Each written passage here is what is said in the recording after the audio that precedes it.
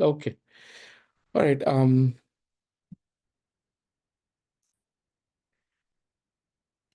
Give me a second. Presenting. What is it? Present करना मिलेगा ना? I don't think so.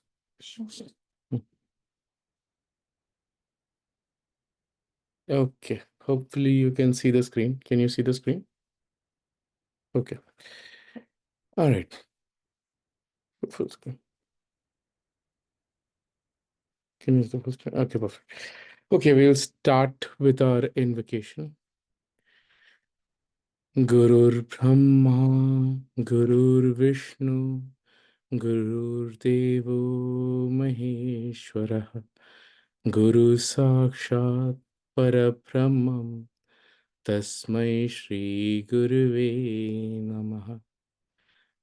Vasudeva Sutam Devam Kamsacharunyamardhanam Devaki Paramanandam Krishnam Vande Jagadgurum.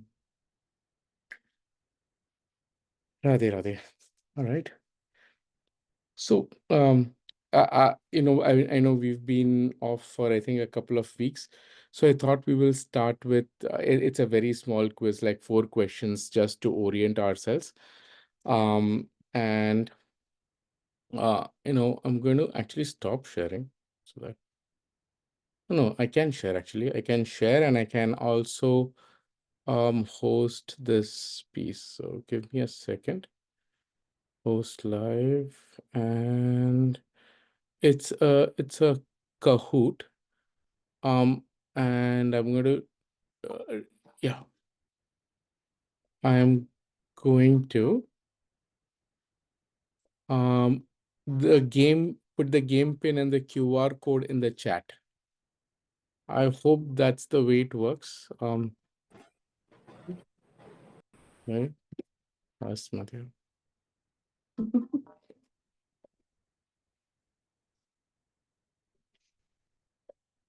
Careful, man. Give me a second. Let me stop sharing. Okay. I've pasted the Kahoot session QR code, and I'm going to drop the number 8319595. That's the pin. So folks, if you can log in, that would help. And yeah, it's only 4 questions. It's just to orient ourselves. Um, you know,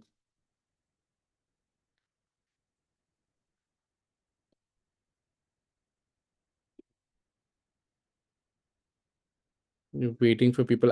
Is anyone having difficulty joining?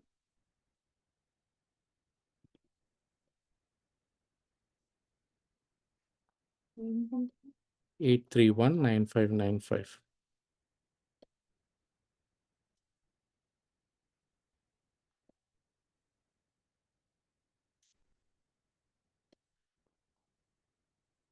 Okay, Prati has joined.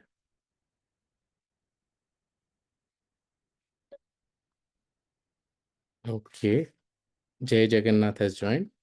Awesome.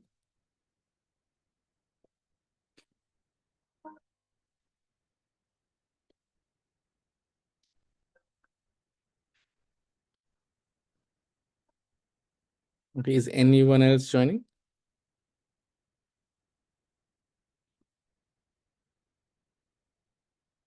I don't mind waiting. The background music that Kahoot has is very interesting. So I can wait for more. Is anyone else joining? Dineshji, are you joining? Or I'll start. It's very simple. Okay. All right. Thank you, Dineshji. Thanks for joining. I'll start. Okay. All right. So this is, as I was saying, Bhagavatam revision. So the first question is, in Discourse 1, where does the narration of Shrimad Bhagavatam happen? Is it in Vrindavan, Naimisharanyam, Rishikesh. Are people able to see the options?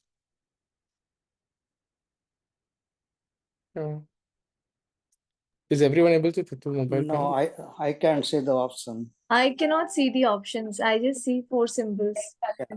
Yeah. Like that, you have to say. I've done that. No, I'm not getting.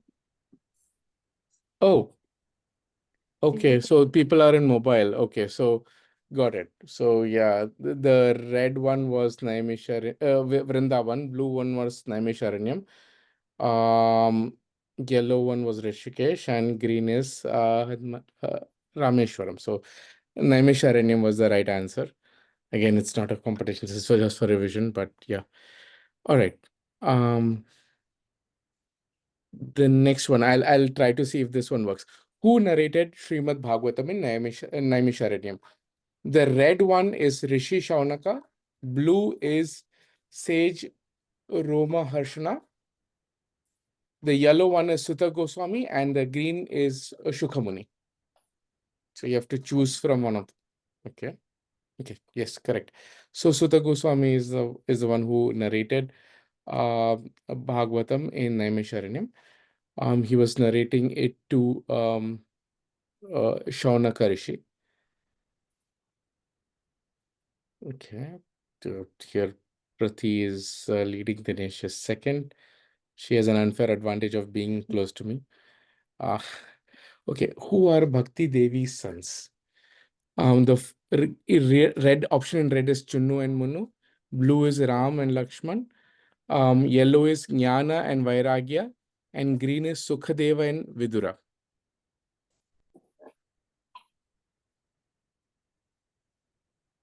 Perfect. Everyone got that answer, right? And the final one is yeah, who did the first Saptaham and for whose benefit? In red, we have Shukhamani for Parikshit, blue, Rishi Shaunaka for Parikshit, yellow, Sanakada Rishis for Bhakti, Jnana and Vairagya, and green, Narada for Bhakti, Jnana and Vairagya. No. Sorry, the time is short. I didn't realize people are not going to see the options, but the correct answer is red. Shukhamuni for Parikshit, right? So it's again just for podium sakes. I think Jai Jagannath is third, Dinesh Ji is second, and the first one is unfortunately it's a setup game. All right. So now we'll come to our piece. This is a meeting. Okay, now let me see if I can get this house back in order. I know. Okay. Okay. So we'll do a short recap, right? And as you see, this is definitely not Prati's slide. This is the slide of someone uh, in the corporate world. But here, what I've tried to do essentially is recap discourse from 1 to 5, right? This also, like, where is this? Let me stop this Kahoot thing that is going on in the background. Can I close this? Please leave. Okay. All right. So this is a recap from discourse 1 to 5. Now, as I went through the 5 discourses, maintaining a timeline and who said to whom and when it was said, etc., was becoming difficult, right? So in the recap, I tried to put a little bit of a flow around this entire thing, right? So if you see in discourse 1, it's Sutta Muni expounding the Srimad Bhagavad Gita to Shaunaka Rishi in Naimisharanyam. Okay. Now, as he starts doing that, he speaks about Parikshit's journey and the reason why, Parikshit had only 7 days in which he had only 7 days. And then Sage Shukha, right, conducted the Saptaham for King Parikshit's moksha. So that's that story comes up in the first discourse. Again, Sutta Goswami then in a separate line, right, talks about Narada's encounter with Bhakti Devi. So then Discourse 2 starts about how in Kali Yuga Bhakti Devi, Bhakti is the only way to connect to Krishna. And Lord Krishna blessed Bhakti Devi and gave Mukti as her servant and Jnana and Vairagya as her sons. Right now in Kali Yuga, because of all of the things that we know, because of moral erosion, Mukti then went to Vaikuntha, and she comes only at the behest of Bhakti. So wherever there is Bhakti, Mukti will come, right? So I think that's the moral of the story here. And during this in Kali Yuga again, you know, Bhakti Devi. If we go through the story, Bhakti Devi is is old as she approaches Vrindavan, and her sons are are old as well. When she reaches Vrindavan, she regains her true self, but her sons are not able to, they are not revived yet. That's when she asks Narada and says, ask her to help her sons. Now, Narada tries his best, but he fails to revive Jnana and Vairagya. And then, there is uh, what you call it, a divine announcement saying that, hey, you will do a particular uh, yajna, and from that these jnana and vairagya would get revived. Now Narada is not able to understand the meaning of that, and he goes in search of a solution. Narada then meets Sanakadi rishis at Kashrama, and they explain to Narada that Srimad Bhagavatam holds the essence and the ultimate teachings of the Vedas, right? There is a lot of things that are said. There's so many beautiful ways that it is described. It is like getting the milk, the butter out of the milk, or the ghee out of the milk, like getting sugar out of the sugar cane, etc. So when this happens, right, they are explaining to Narada that use Srimad Bhagavatam. Now, it holds the essence and the ultimate teachings of the Vedas. And they ask Narada to organize a Saptaham the same way Shukhamuni has done for King Parikshit. So this, sets the context of the timeline, right? That means the discourse between Shukhamuni and Parikshit happened way before this happened.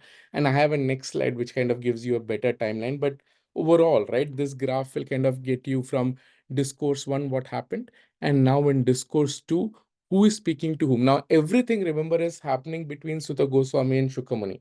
But as these two speak, the next story, which is about Narada, is spoken from Narada's side. So that's why I've created this hierarchy in which, you can visualize the way that it happens. Then after that, right? So in discourse 2, Narada means Sankadi rishis. In discourse 3, Narada and Sanakadi brothers now go to Ananda for conducting the Saptaham. Now, in Ananda, Sanakadi brothers, there is a lot of said about who comes, who is brought in, and some people are convinced, etc. But everyone gathers around, right? Sankadi brothers start explaining the Mahatmyam of Shrimad Bhagavatam. If someone raises a hand, can you let me know? Yeah. So he explains the Mahatmyam of Shrimad Bhagavatam, and you know they are saying that even a momentary exposure to the sacred scripture has the power to lift one up from the endless cycles of transmigration, right? Endless cycles of birth and death. A 7-day hearing of Bhagavatam is considered even greater than performing a sacrificial ritual, as it culminates in true contemplation, right? Now, as Sankadi brothers are finishing the Mahatmyam, Bhakti Devi comes in with her two sons. Now they have been completely revived. So there, that itself, now the story is trying to say um how much power, right, Srimad Bhagavatam holds. Now they explain, that is Sankadi brothers explain, Srimad Bhagavatam should be read as often as possible. But in Kali Yuga, it may not always be possible, right?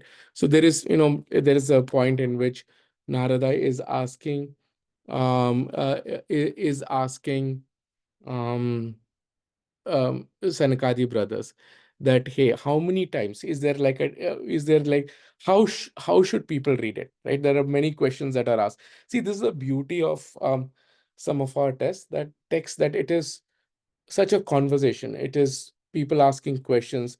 You see this in the Bhagavad Gita. You see that this in different Puranas, that all the information is stored as questions and answers. So if you really go through the discourse, it is Narada asking the Sanakadi brothers how to do this, how to do that, right? And then they are explaining that, it should be read as often as possible. But in Kali Yuga, it may not always be possible because of multiple things. The age of people are less, people are going through so many things, people don't have the right mindset. So, but listening to Srimad Bhagavatam in full within 7 days is determined as the most greatest way of coming out of coming out of this cycle of birth and death, etc. Now during this period, this is the reason that I've created this kind of a timeline. During this period, Shukamuni is asking Sutamuni, saying that Sutta Goswami is saying that, why Bhagavatam is this important. And that time Sutamuni explains in Discourse 3 that at the end of his life, right, when Krishna was dying, there was a friend who approached him and asked him, with you gone and with Kali approaching, how do we protect ourselves? And at that time, he said, no, I will infuse myself into Srimad Bhagavatam. And that's how Srimad Bhagavatam has become a living verbal manifestation of Sri Hari. That's how Discourse 3 is. Now, Discourse 4, right, is about the Sankadi brothers conducting the Saptaham by reciting the stories of Srimad Bhagavatam. And as the seventh day approached, right, devotion flows through all the hearts of all the devotees. And Sri Hari himself appears in all his glory. Narada then declares that this proves the benefits of listening to the Saptaham. He then asks the Sankadi rishis which type of people can get purified, right? Does someone get purified? Does someone not get purified? And the explanation is very simple, that everyone who has done any kind of sins, right, can get purified to the Saptaham. Now, one of the things, as they are explaining this, one of the stories that Sanakadi rishis talk about is about a person called Atmadev, I think. Yeah, Atmadev, who desperately wanted a child, and the stories are very long one. I've really cut it short here, but essentially, right, the story leads to a saint who gives, this guy wants a child, right? He goes out in the forest, he meets a saint. The saint gives him a fruit and says that here is a fruit, actually I want it. He is initially says that, do you really want a child? Do you want to do something? Do you want to go into your salvation? Do you want to go into your salvation? But he says, no, I want a child. The saint gives him a fruit and says that, explains the process that, hey, your wife needs to have this fruit, and then she needs to perform certain processes. She should have one type of grain, etc., etc. Now he's really happy. He comes back, tells his wife that, hey, I found a way. His wife does not want a child, so she feeds the fruit to a cow, and then she and her sister decide that, okay, the sister is having a baby. Sister does not want to raise the baby. This person does not want to have a baby, so let's swap. And that's how, with that adjustment, the sister's son becomes, she takes him, and Atmadev feels that now he has a son called Dhundukari, who is not truly Atmadev's son, but he has that feeling now, right? And now another, the cow who had the fruit and who has one type of grain and has followed all the austerities has given birth to a child called Gokarna. He has years of a cow and all of that. It's very interesting. And that's the beauty of this. I remember all of this just by reading the story. I am honestly not prepared a lot into this, but the beauty is that these stories stick, right? Now the story continues in Discourse 5, right? So Discourse 5 is about what happened to Dundukari, how he became morally corrupt, how he got killed in the process, right? And now he even after death, his his spirit is in absolute pain. He's not able to be at peace. So he approaches his brother, and his brother finds a way and organizes the saptaham. And during this process, at the end of the seventh day, he you know at the end of the seventh day, um you know chariots and people come from Vaikunta to take um uh, uh, to take Dundukari. Now Dundukari is, of course, he's transformed. He looks like Krishna, and he's now, then people are asking, Gokarna is asking, hey, there are so many people around, why did they not get a salvation, right? And why did they not get Vaikuntha? Now it is explained to him that the spirit of Dundukari was listening very intently. See, that's the other part of it. When you attend Saptaham, there are certain things that you need to do. There are ways that the Saptaham has to be conducted, and there are ways that you have to conduct yourself as you go into Saptaham. You have to submit completely. You should listen intently. You should think about it, contemplate it, absorb it, and not challenge it, right? That if you challenge it in your mind, you will never be able to absorb it.